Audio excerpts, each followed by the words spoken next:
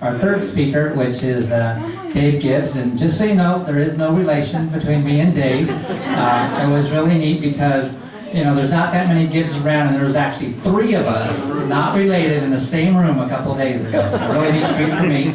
But I think probably a lot of you know Dave. He's locally here with the borough here. So, all right, Dave. Great, thanks, Paul. I am with the borough. I'm the director of emergency operations with the borough, and I'm also your neighbor. I actually live just down the street, so I have an interest and a lot of friends here too. So I have a local interest as well as a professional one. We do what we call emergency management, which is really coordinating a lot of this in support of the team. Ultimately, we're all in support of what Jerry McGowan's team is trying to accomplish on behalf of this community. Our job is coordinated. We have a lot of partners that have been involved in the effort. We are the ones that recommended that the evacuation watch be put in place, recognizing the needs of the community and the time that you potentially might need, particularly with animals, both livestock and sled dogs and the pets that you have, the additional time that you might need to get ready. So it was our decision. We have a lot of partners that we've been meeting with throughout the week, including the Alaska State Troopers. Captain Merrick is here. We also have discussions with the Red Cross, the school district, the Animal Control Division, City of Fairbanks Dispatch, the Weather Service. We've had a variety of partners that are all ready to work in support of your community. So the evacuation watch really was put in place to give you the additional time that we feel that you might need, puts you on notice. It also puts our volunteers, we have mostly rely upon volunteers to support us. So it puts our volunteers on notice that they may be called to assist. We work with the incident management team, and we've been really hammering them to validate the need to keep that evacuation watch in place. They've been on a regular basis saying that yes, they think it's worthwhile keeping that in place. So I want to make it, we understand that it kind of keeps people on edge, but I think it's a prudent decision, and again, we keep checking with them. And so far, we've been really getting good feedback and good communication with them.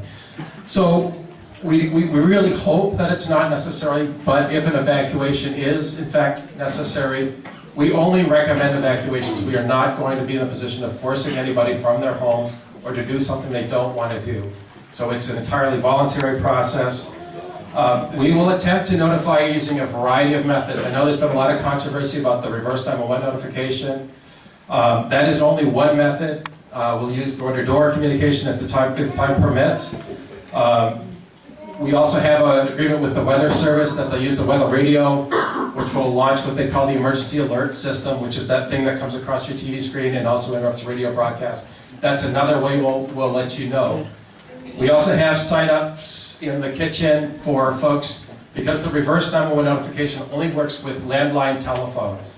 A lot of people don't understand that. We have the ability to input, we have to manually input wireless phones. So for the members of this community, if you'd like to, we have sign-ups there. We can put your wireless telephone numbers in and get a separate notification as well.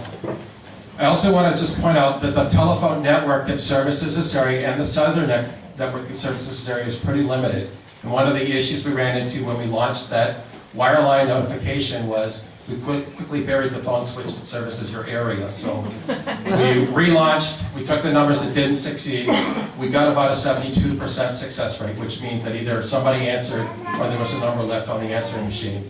So we're going to keep working on improving that, and we'll keep launching the numbers that we don't succeed if it comes to an actual evacuation.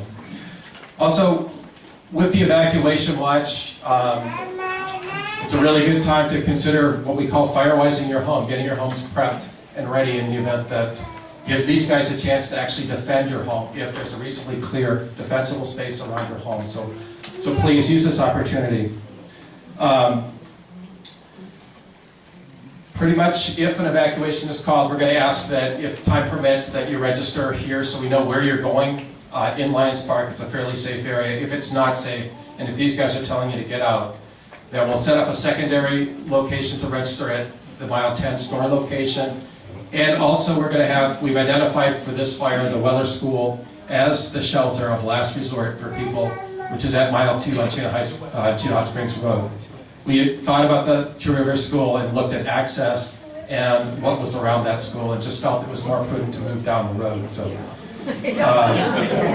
No, so anyway, Weller School has been identified. We're not making that too public outside of the community, but that's where we're looking to send folks. So all I would ask is if we actually do an evacuation, remember we're also calling in volunteers and we'll need a little bit of time to set everything up.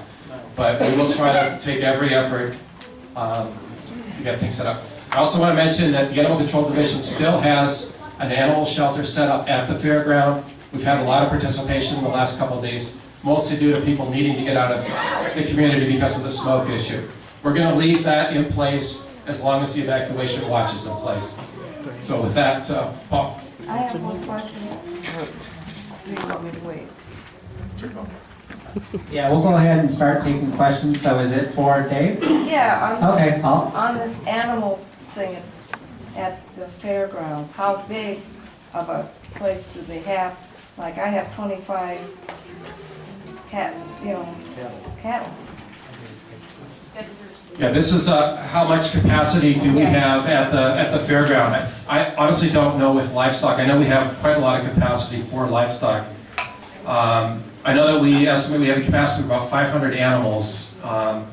Pretty much an infinite number of sled dogs. What we're planning to do is just stake them out. We've got an area identified and all the chains and things that we need, the cables that we need to stake them out.